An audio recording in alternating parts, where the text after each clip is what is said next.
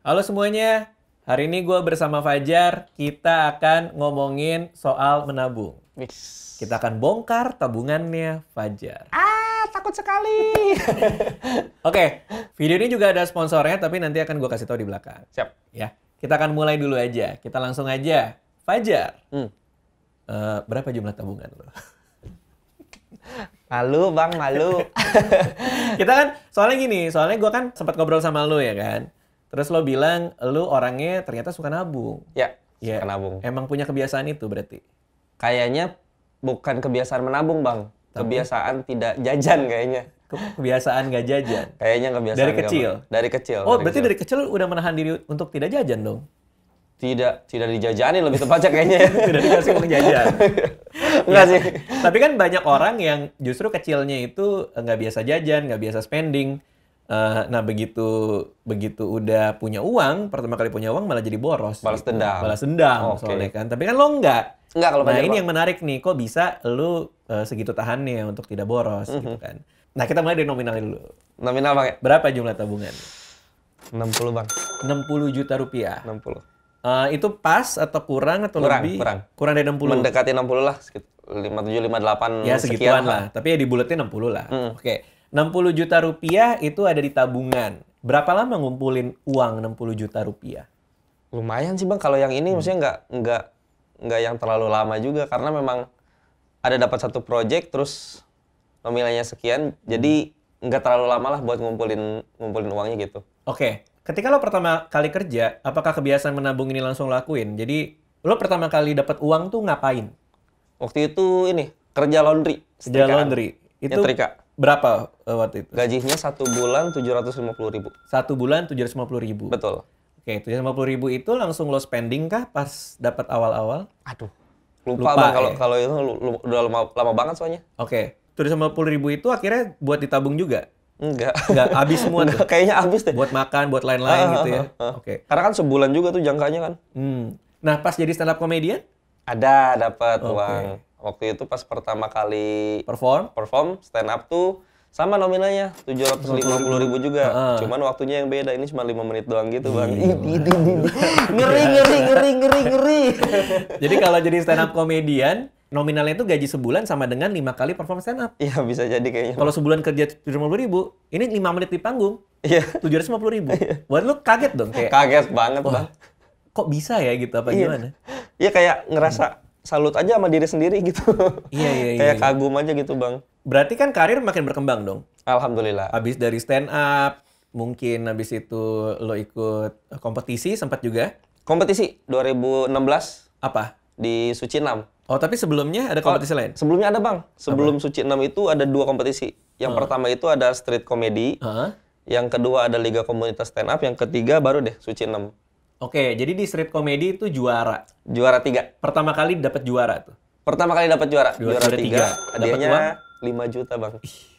Gila, jadi tadi udah kerja sebulan 750.000. Betul. Stand up 5 menit 750.000. Ini kompetisi berapa lama? Seharian ya waktu itu? Enggak sih. Lumayan panjang juga. Ada beberapa tampil gitu bang. Oh, oke, berapa kali tampil? 5 juta. 5 juta, Berarti itu kan berlipat-lipat ya. Ya alhamdulillah bang. 5 juta dibeliin apa? Waktu itu dibeliin motor Matic bang. Dibeliin motor metik. Betul. Yang peleknya jari-jari. Wih, Wah keren banget dah. Behelnya warna hitam. Wah keren. Motornya pakai behel. Mesinnya 52. Ada bang behel yang buat megangan gitu bang. Namanya behel. Behel itu namanya bang. Baru Sadis. tahu gue. Emang Yoi. bener? Bener, Emang Bang. bener aja behel. Tahu. Lu ngarang lu. Bukan anak motor. Bukan anak motor. Emang Behel, bener? behel, bener behel. Behel ya? Behel. Oke. Dibeliin motor habis itu. Nah, habis itu karir makin naik lagi dong. Alhamdulillah. Apa project yang paling gede pernah lo dapet? Film kayaknya bang. Film waktu itu. Itu langsung dibayar penuh tuh. Dibagi-bagi gitu Oh, bang. berapa termin? Maksudnya tapi full satu kali kan? Maksudnya Full satu kali. satu gede gitu kan? Iya. Oke. Stripping. Oh iya stripping deh. Stripping yang maksudnya Itu yang, jadi lebih gede lagi. yang lebih gede pernah bang stripping bang. Oke, lo stripping itu berarti lo ikut sebuah program di televisi. Seminggu berapa kali? Seminggu syutingnya Hah? 2 kali. Kadang 3 kali juga bang. Oke, 2 sampai 3 kali seminggu. Betul. Sekali syuting dapat uang berapa? 3 bang. 3 juta. Berarti sebulan itu 6 sampai 9. Ada segitulah. Sebulan 24. Iya benar seminggu 6 lah ya. Gila. 6 9. Berarti lo udah berangkat dari lo kerja sebulan 250.000 750.000 menjadi kerja sebulan 24 juta minimal. Ya bang. Luar biasa. Keren bang ya? Waktu itu gimana perasaan lu? Ya salut sama diri sendiri bang. Nggak direndah-rendahin diri ya? Kaget salut aja ya, kaget aja ya. Ternyata duitnya segitu ya. Oke, terus apa yang lo lakuin dengan uang itu? Kalau uang stripping itu Fajar ini bang, beli mobil. Mobilnya harga? Kalau ditotalin 150 juta, cuman Fajar DP 45, sisanya per bulan itu 3 juta. Jadi nyicil gitu. Oke, lo cicil terus. Habis itu apa yang terjadi? Mobilnya udah lunas kah sekarang atau? Mobilnya dijual. Kenapa dijual? Karena strippingnya tidak ada. Terus perut butuh makan. Karena strippingnya tiba-tiba nggak ada ya? Strippingnya ya tiba-tiba bungkus. Iya, karena gini, gue ngerasa bahwa jangan-jangan ya itu cara kita ngatur cash flow-nya ya. Kadang-kadang kalau kita dapat pekerjaan, terutama buat kita ya, orang-orang yang freelance ya, yang bergantungnya pada project kan. Gue tuh punya ketakutan kalau misalnya projectnya tiba-tiba nggak ada, tapi gue udah keburu membebankan diri gue sama hutang gitu. Nah makanya gue dari dulu sampai sekarang tuh emang nggak pernah mau ngutang yang konsumtif ya. Karena ngutang yang produktif kan ya bisa aja yang baik ya, kayak misalnya buat gedein aset perusahaan dan lain-lain gitu, buat usaha gitu-gitu. Tapi kalau menurut gue, untuk menggantungkan diri ke aset yang lebih ke arah konsumtif gitu kan, gue nggak berani gitu. Nah mungkin kalau lo waktu itu bayangannya ini akan tetap ada gitu. Iya itu juga dan ini juga sih bang, Fajar tuh kayak ngerasa pengen bisa mudik gitu kan. Kami nih keluarga tuh biasanya kalau misalkan mudik ke Majalengka itu di motor bang, terus kayak mikir kasihan mama gitu ya kalau mudik di motor panas segala macam. Terus akhirnya ya udah beli mobil buat mudik deh. Oke, tapi ada pilihan lain, bisa nyewa nggak kepikiran buat nyewa? Nggak kepikiran. Dan mungkin kalau buat orang kita ada kebanggaan sendiri kali ya punya mobil itu ya. Mungkin. Apalagi mobil pertama kan? Iya mobil pertama. Ih anjir nih dari ini gue. Yoi. Tapi kan pas di Majalengka juga bang, syukuran gitu, disiram-siram air gitu biar selamat. Iya bang, sama nenek tuh digituin bang, pakai air segala macam. Wah keren. Fajar udah sukses nih, gitu nggak? Tetangga-tetangga minjem duit dong. Ada. Pelajarannya apa yang lo dapet dari lo nyicil mobil dan akhirnya terpaksa harus lo jual? Kayaknya Fajar itu harus bisa punya simpanan yang besar buat dia terduga di kehidupan sehari-hari atau apapun itu bang. Jadi kayaknya buat sekarang mikirnya udah mendingan simpen gitu sih. Selama masih bisa pakai motor ya udahlah gitu. Pakai motor atau kendaraan umum aja gitu sih paling. Kalau gue tuh nyebutnya lifestyle crypto. Jadi ketika pendapatan kita makin besar, malah pengeluaran juga ikutan besar. Iya. Karena kadang-kadang kita punya duit nih, terus kita ngerasa bahwa ya gue kan duit gue udah lebih banyak. Masa gue gini-gini doang, akhirnya ngeluarin lagi. Dan seharusnya kan logikanya pemasukan makin besar, yang disimpan makin besar kan. Tapi ternyata banyak orang yang terjebak sama ingin naikin gaya hidup, malah jadinya nggak ada yang ditabung. Gitu. Atau lebih bahayanya lagi, malah jadi ngutang juga gitu. Kalau lo untungnya cuma satu ya, cuma mobil. Doang sih. Tapi kalau kan ada juga yang tiba-tiba jadi ngutang banyak banget gitu. Aduh takut. Biar gaya hidupnya pas dengan penghasilannya dia, yang buat gue tuh agak berbahaya juga gitu.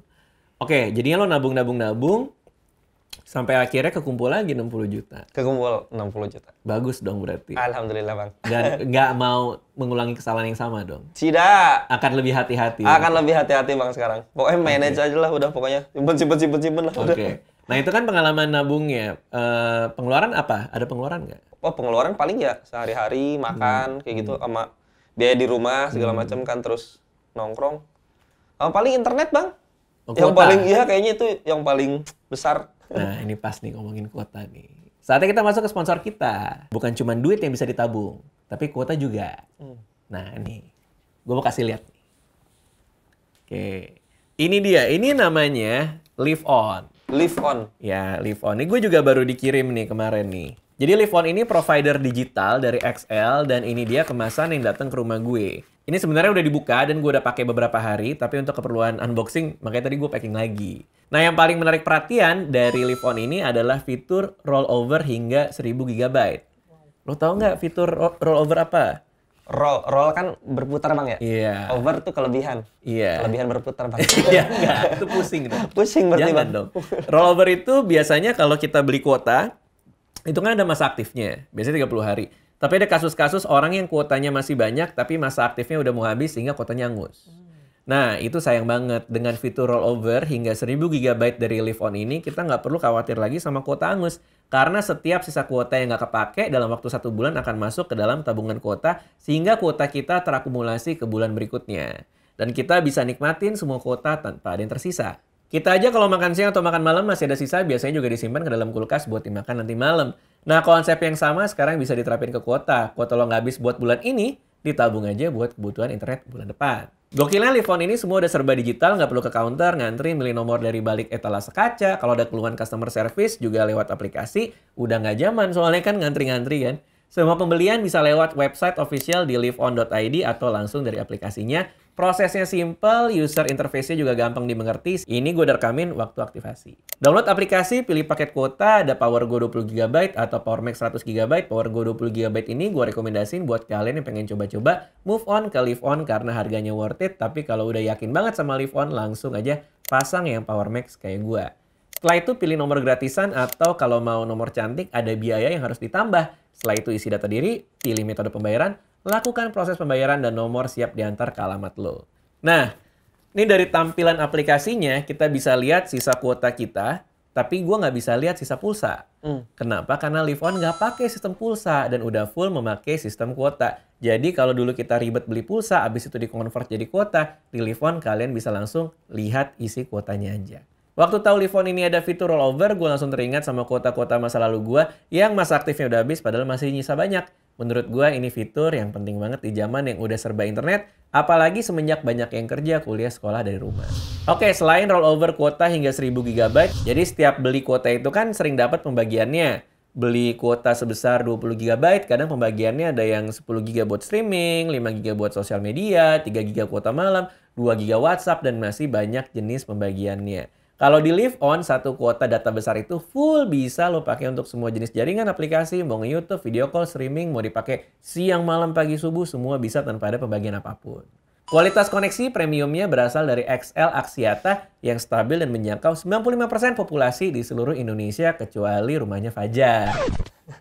Ada juga dong, Bang. Ada dong. Kesannya rumah lo 5% dari Indonesia ya? Iya.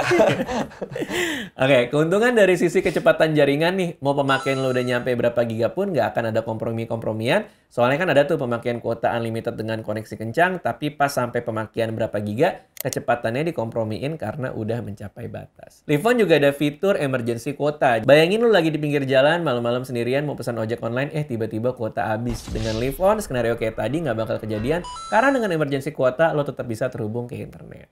Nah, kita balik bentar ke aplikasinya. Sebelumnya gue udah singgung kan kalau semua udah serba digital dan segala urusan nambah kuota, atur paket dan add-on notifikasi, chat ke customer service, semua udah lewat aplikasi ini. Kelebihan dari customer service-nya ini ada fitur live chat Customer Happiness Expert yang artinya lo akan direspon oleh agen CS betulan dan bukan bot. Jadi menurut gue, Live On ini cocok banget untuk para anak muda profesional yang pekerjaan dan kegiatannya udah serba digital dan anti ribet. Buat kalian yang mau rasain sendiri, gimana gokilnya Live On? Beli paket perdana kalian lewat website liveon.id atau klik link di deskripsi. Oke, itu tadi ya yang Live On, nanti gue kasih lo juga. Asik. Jadi biar lo udah biasa nabung uang, sekarang nabung kuota juga. Iya. Nah, kita balik lagi ke pembahasan kita ya. Tadi kita udah ngomongin pengeluaran ya. Dan banyak yang nonton juga yang mungkin lagi mikir nih, gimana sih caranya menahan diri untuk tidak mengeluarkan uang gitu. Nah, kalau lo sendiri gimana? Apalagi yang tadi lo bilang, 60 juta ini ternyata ada satu project yang segabruk kan? Segabruk ya? Ya kan? Ya. Dan tiba-tiba jadi nambahin uang lo sampai hampir 60 juta. Ya. Nah, lo cara nahan diri buat nggak kaya dulu gitu. Itu apa ya? Nggak jajan kali Bang, misalnya nggak belanja kali gitu ya, buat belanja. biar bisa kekumpul. Paling ini sih Bang, kalau misalkan Fajar lagi pengen sepatu, misalkan karena kan suka banget sepatu nih. Terus jadi mikir, nggak deh, sepatu ini masih ada. Sepatu ini masih bisa dipakai, masih bagus. Masih ada sepatu tetangga. Masih ada sepatu tetangga, belum dipakai juga sama dianya, gitu kan. Siapa tahu bisa ngambil. Kalau misalkan kaos, yang ini masih banyak gitu, orang juga nggak akan bosen. Makanya Fajar selalu, misalkan kaos nih, selalu menganggap kaos ini baru gitu. Dengan satu cara Bang. Gimana caranya? Gimana? Nah. Ya kan? Baru masih ada itu ya? Masih ada. Gue juga loh. Masa sih Bang? Iya, ini caranya. Beneran masih ada juga. Ternyata sama. Iya. Cuma nggak kelihatan. Tuh nih, barusan gue potek tuh. Masih ada itunya. Laundry, Bang. Hah? Oh, tuh laundry. Kalau wajar ada bang. Jadi emang menahan diri untuk tahu mana yang kita butuhin sama yang kita mau tuh penting ya. Iya betul. Karena misalnya kadang-kadang bingung tuh. Antara kebutuhan sama keinginan ya. Iya. Oke. Kebutuhan tuh pokoknya yang lo nggak keluarin duit, lo mati aja. Iya. Makan. Iya. Iya kan? Lo kalau nggak makan ya mati kan? Mati. Nggak tahu deh. Mati nggak sih? Mati. Kayaknya ada yang enggak bang. Iya, vampir. Rumah gitu kan. Lo kalau nggak ngeluarin duit buat tempat tinggal ya, nggak harus rumah lah, kosan atau apa. Ya lo kan ya pasti kan lo akan di jalan, kedinginan, Listrik. kelaparan gitu, yang kayak gitu-gitu kan. Jadi ya intinya adalah gimana caranya kita tahu mana yang jadi kebutuhan, mana yang keinginan. Nah, keinginan ini bisa banyak banget. Tiba-tiba lo ngedit nggak enak nih, beli kursi gaming. Nah, Iya. itu bang. Iya kan? Padahal sebelumnya bisa kan pakai kursi baso? Iya. Iya bener. Bener bang. Terus ngelihat sebelahnya ganti kursi gaming. Beli kursi Beli gaming. juga. Pengen ikutan juga. Padahal dia juga pakai kursi baso. Iya, banget juga beli kursi bakso. Yang nyisa tinggal Rais, tekanan pergaulan kan? Ya. Bingung dia. Katanya- Masa gua nggak beli juga? Betul, Iya kan, nggak betul. enak dong. Iya dong. Iya, tapi sampai sekarang dia pura-pura nggak tahu aja. Oh, pura-pura masih nyaman di kursi baso. Kalau buat gua, mau lo ngeluarin uang untuk hal-hal yang mungkin keinginan kali ya, itu nggak apa-apa juga. Tapi lo udah punya budget aja sih. Iya. Dan yang penting nggak ngutang tadi. Betul. Sama paling ini kali bang ya, kalau misalkan pengen keinginan kayak ya udahlah dikasih waktu minimal sebulan sekali kali gitu kali bang ya. Sebulan sekali. Misalkan kayak maksudnya minimal seminimal mungkin sebulan sekali misalkan kayak pengen lagi sepatu, enggak deh. Bulan kemarin gua baru beli sepatu. Jangan gitu kali ya bang ya. Iya, bisa gitu juga sih. Menurut gua wajar-wajar aja sih kalau kita mengeluarkan uang untuk sesuatu yang kita seneng ya. Tapi ya semua harus ada budgetnya juga gitu. Maksudnya ada nggak yang abis itu lo tabung buat itu? Kalau gua dulu tuh batasin diri ngeluarin uang 100.000 sehari pas zaman gua masih jadi karyawan nih. Sebelum ke kantor ada ATM dekat rumah. Sebelum masuk ke kantor, sebelum pergi ke kantor, jadi gua mampir dulu ke ATM itu ngeluarin 100.000. Oke. Jadi 100.000 ke kantor, 100.000 ke kantor. Jadi dalam sebulan tuh harus segitu yang gue pakai. 3 juta lah ya berarti ya. 3 juta. 100.000 30 ya. 3 juta lah ya. Iya, buat makan, buat apa segala macam gitu. Buat bayar-bayar itu harus yang gue pegang gitu, yang Iya. gue keluarin. Fajar juga sempet bang kayak abang itu. Jadi pokoknya dalam satu Kantornya hari di mana? itu di abang dekat abang ya? sama Oh, kita. iya. Masa kita satu Bagian kantor? supervisor saya. Lu supervisor ya? Enggak, bukan.